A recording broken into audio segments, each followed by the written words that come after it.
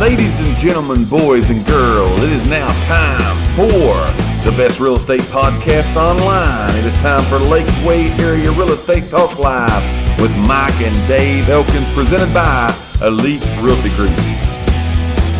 For our real estate portion of the show, we try to give you each and every show some real estate information in addition to entertainment. That's right. We try to give you some real estate information also. So today, we're going to talk about 6 reasons to stop renting and actually buy or own a home, condo, property, whatever today is, and it'd be a good idea for you to do that. 6 reasons we're going to talk about. Here's number 1. We'll go through these pretty quickly. We won't hold you too long, but number 1 is the interest rates, as we know them right now, they're at historic lows, or they're close to historic really lows. Close, yeah. We do see, and this is the reason why right now is a time to do this, is because we're seeing interest rates starting to tick back up. That's right. That's right. They've kind of already found the bottom, and they're starting to climb back up. Right. So if you're renting right now, just like everything, gas prices are the same way. And very rarely do things go down. Right. But that's why now's a good time. Right. Because again, we're seeing them starting to go back up. How high do they go? It's kind of like the air rights. Who knows? Right. Who knows where they'll stop? But again, the rates are starting to tick back up, so there's no better chance. I was reading this morning looking at this, and the example that they gave was on a $200,000 loan. Just a 1% difference in an interest rate on a $200,000 loan is about $150 a month on your payment. Yeah. It's about $45,000 a year over the length of of the loan. $150 a month, about $45,000 over the life of the loan. Right. So again, why stop renting now and buy? One thing, now is a good time to buy, and these interest rates are making it that way. We're close to historic lows, but we're starting to see a tick in the up. That means again, they're starting to tick up. How high do they go? Right. You know, you could really again depending on who you ask, some of the experts say it's going to be in the 5. Yes. We'll be up in the 5s this year. That's exactly right. So that's going to be more than 1%. That's going to raise your payment. Right. That's going to raise exactly what type of house you could afford, buy a whole lot. So number 1 is why stop renting and own now is rates they're near historic lows. What do you got for number 2? Well, FHA loans. They make it easier to get loans now. Right. With the FHA loans. Tell a little more. So,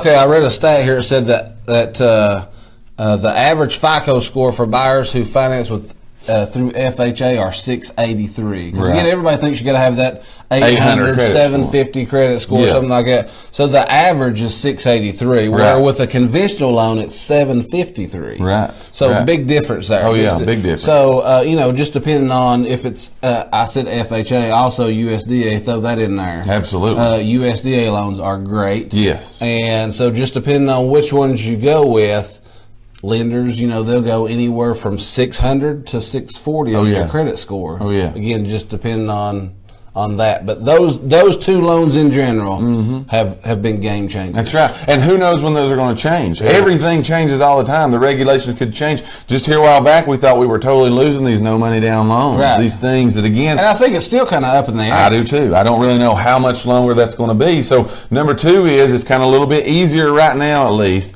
to qualify than it even was a few years ago. It's a little different. Number 3 is the thing most of you have probably heard of, and it's called equity. Equity. Well, equity is, of course, when you purchase a home, you're, of course, paying your interest on your payment, but also a portion of your payment goes toward, again, the principal of your home, bringing down what you owe on it. The money between what it's worth and what you owe is called equity. Right. Now, renting, you don't get that. You don't see that. If home prices go up, you don't get nothing. You do not see, again, that appreciation value, that equity that you get in your home. It's a good way of having a savings account and never even really taking any physical money and putting it in a savings account. It's there for you. So equity is a big thing because, again, you never know maybe when you will need something like that. And that money's yours. You're essentially paying yourself. Right. You're essentially paying yourself. When you look at it, there's nothing coming back to you from renting. No. So again, you might get that deposit back. Potentially. You may Get get that back. So another good reason is equity. What's number 4? I'm still back to the money. I'm going to down payments. Oh yeah. Down payments. 87% of first-time home buyers think that you have to have at least 10% down. Right. That is completely false. Yeah. And I remember talking about this on our show where we debunked the down payment. Yeah. You know? FHA loans, they start at 3.5% down. Right. And that's of the purchase price. That's of the purchase price. Yes. USDA loans are 100%. Right. You have no down payment. Right. So you do have a couple little your earnest money, or if you want home inspection, stuff like that. But for the most part, it is the loan is 100%. Absolutely. And then even some banks I know around here, credit unions, they'll do a conventional loan now for 5%. Right. So it's not that you got to have that 20% down no more. And that again is why we're always telling you on here, shop that, look around, look through, talk to multiple people, because again, there are people out there that do different things. There's banks, mortgage companies, credit unions that have again different rules, and so you can go to some and get a different rule than you can the other. So we're all the time telling you, shop that around, look for that, because again, it's not always that you have to have this 20, 30, 50% down to get into the type of home. We're talking today you can own anywhere in the world. Hey, you could go get that home for little to no money down, depending on the rules and regulations in their area. So that, again, another reason to stop renting and purchase today. Here's number 5, which again I think is a big one. And we see this happening a lot. But rents are actually rising. Rents going up. Rents are actually rising. A stat I saw this morning said that year over year, rents have raised 3% on average over this same time last year. Oh yeah, that's pretty big. Yeah, especially when you've set your budget to a specific part, 3% go up. You know, you might look at it and say, well, it's only $25 or $30. I can do a lot with $25 or $30. Exactly, you know? So again, when you own your own home, you get a fixed rate mortgage. Whatever that payment is whatever that payment is. That's your payment. It's not going to go up. The landlord's not going to walk in one day and say, I want new carpet put in this place, but you're going to pay for it. Right. So I'm going to raise your rent, and then you either like it or leave it, right? And you're at someone else's mercy. What's number 6? Tax breaks. That's a good one. Yeah, That's a good one. Tax breaks are kind of huge. You got to think about it. Early on in your loan, you're paying the majority of your stuff is going to interest. Right. So that's all tax. Oh yeah. And then of course your property tax, you get to write all that off. Tax deductible. Tax deductible. Yes. So again, like you said about rent, when you rent, you don't get anything back. Right.